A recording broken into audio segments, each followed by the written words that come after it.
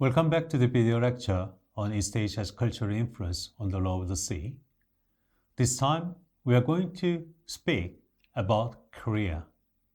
Let me first touch upon Korea's encounter with the modern international legal system. After 676, Korea was politically unified under Korea, but a dominant cultural influence remained Chinese.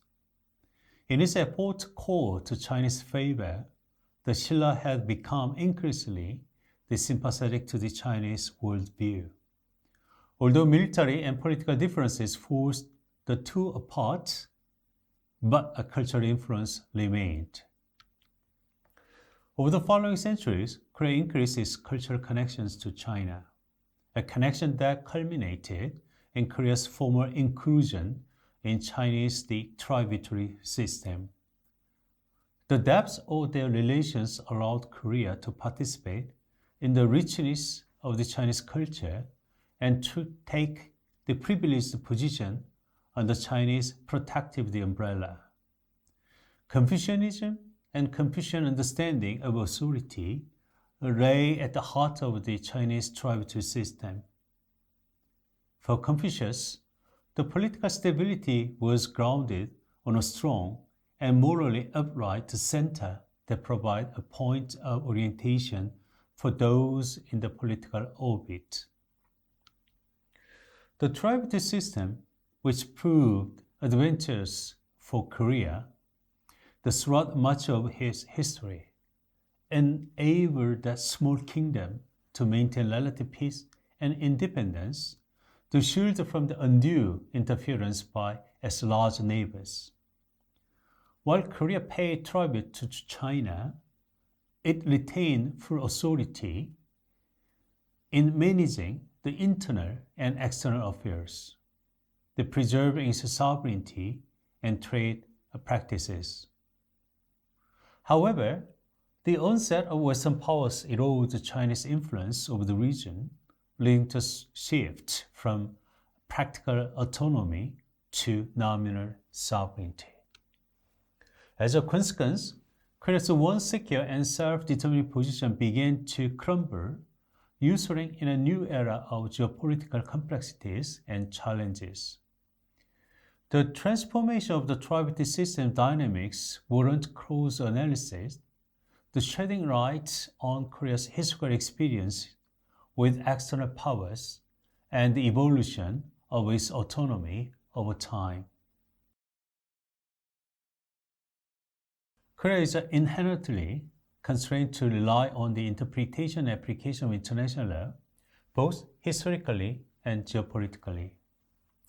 Korea-Japan's relations, which stem from Japan's colonization of Korean Peninsula, and also inter-Korean, South Korea-US relations, which became permanent around the time of the Korean War and the division of the Korean Peninsula.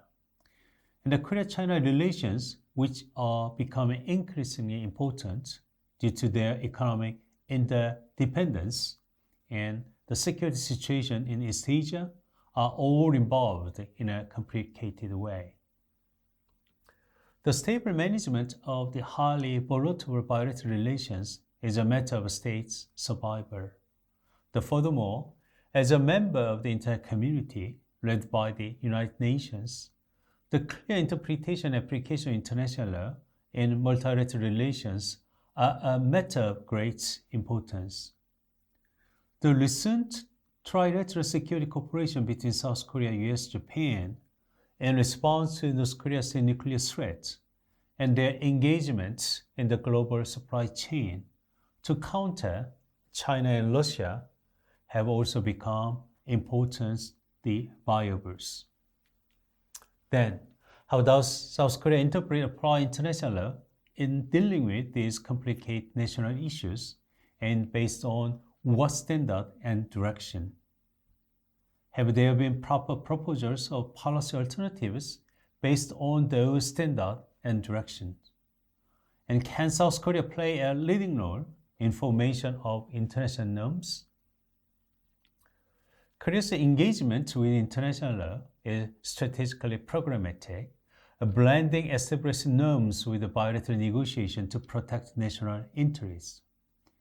Active participation in international organizations demonstrate commitment to rule of law and multilateral cooperation. However, historical tensions and territorial dispute have strained regional relations, raising questions about adherence to international norms.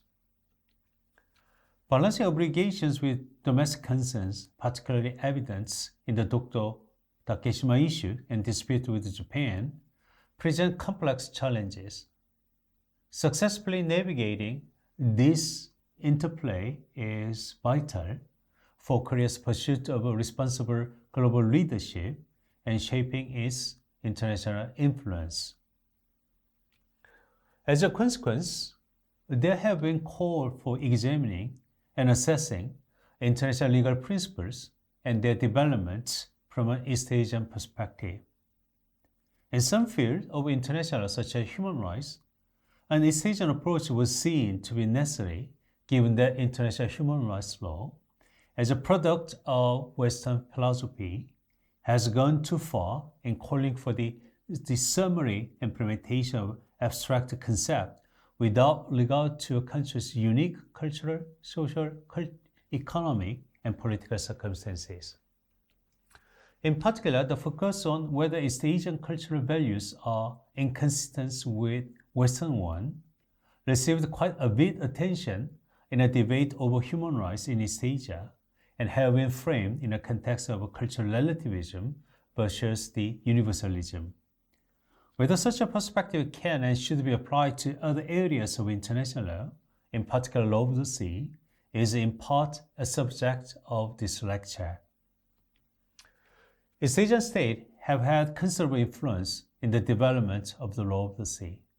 East Asia was the location of critical maritime incidences that sparked that articulation of the competing, the enduring concept of the freedom of the seas and closed seas.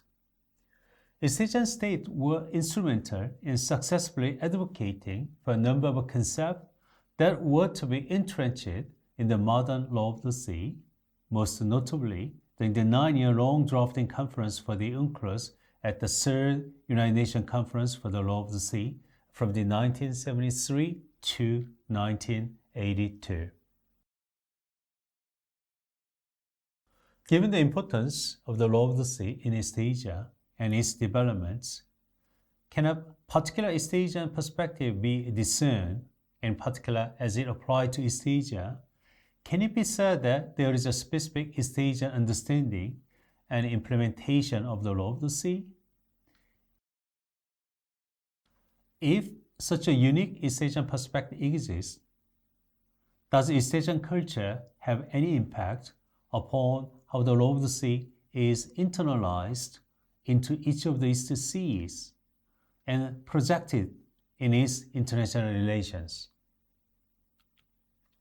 The argument presented here is that national interest and political constraints that East Asia face has determined East Asian approach to the law of the sea, together with the influence of the culture. The central contention put forth here is that the East Asian approach to the law of the sea is the outcome of a multifaceted interplay between national interests, political constraints, and cultural influences. The unique influence of these factors in the region has led to distinct patterns and practices in dealing with maritime matters. National interests stemming from economic, the security, and territorial considerations have played a pivotal role in shaping the maritime policies of East Asian countries. Additionally, the political constraints, both domestically and internationally, have exerted considerable influence on how states in the region navigate issues related to law of the sea. More of a cultural backdrop that characterized by a history of mutual interactions and shared practices has further contributed to shaping East Asia's approach to the legal aspect of maritime affairs. As a result, A comprehensive understanding of the East Asian perspective on the law of the sea necessitates the appreciation of these multifaceted dynamics that underpin the region's maritime practices. For East Asia, the law of the sea plays a significant role with important implications for East Asian economy and security.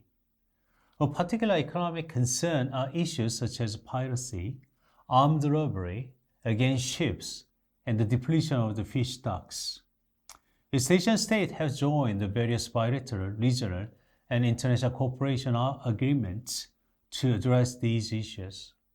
Moreover, East Asian states have territorial dispute, maritime delimitation, and fisheries resources, which has so far led to little progress in maritime boundary delimitation negotiations between each of the pertinent states.